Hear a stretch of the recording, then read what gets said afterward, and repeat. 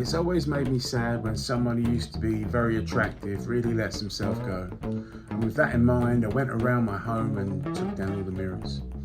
This is not a decision that I arrived at in haste. I've just accepted that I'm developing a really mean old face. An absolute travesty of an old boat race. Ladies talk about having resting bitch face. I've got resting human trafficker face. I look like I could be a bad guy in a movie. Not the main villain who's up near the camera of all the charm and grace. I'm stood 3 rows back in his entourage, just me and my rotten face.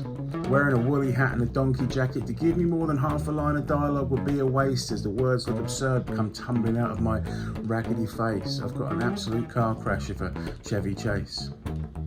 I look like your neighbour who stomps around the village like he owns the place, with his disdain for anything different plastered all over his master race. No, you can't park there. You're not having your ball back. I think you'll find the responsibility for cutting the hedge became yours when you moved into the place.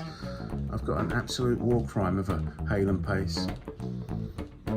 I can no longer perform a beatific smell that'll brighten up the place because I look like I've been sucking lemons but secretly enjoyed the taste.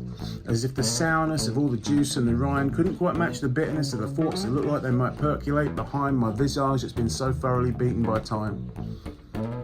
The last time I was clean shaven, my wife said, "What have you done to your face?" As if she didn't recognise her own husband, looking like Deputy Dog on The Chase or Doc Cotton licking piss off a thistle in outer space. People tell me I should moisturise, but it's probably too late. I should have been sleeping in Tupperware from the age of 8, or someone should have doused my ancestors in oil of Ulay from the time they dragged themselves from the primordial waste. It's okay, my wife says. I've never really been into pretty, and I say, well, that's great, thanks, you've really lifted a weight. I look like an extra from independent British cinema. You're young and pretty, I'm just waiting for you to start coming home from work late.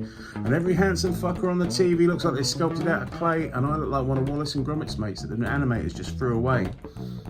But every single line of my face has got something to say. I've got a scar from the time I bit a Doberman. No, I bit a Doberman, which sounds unreasonable, but until I tell you that he had my ball. I've got a scar on the other side from a fight with 2 crackheads, which is regrettable, but I did not fall. I have cried a lot, and I've laughed even more, and as the weight of my memories makes my old face descend towards the floor, I'm kind of glad that I get somewhere where I get to keep score.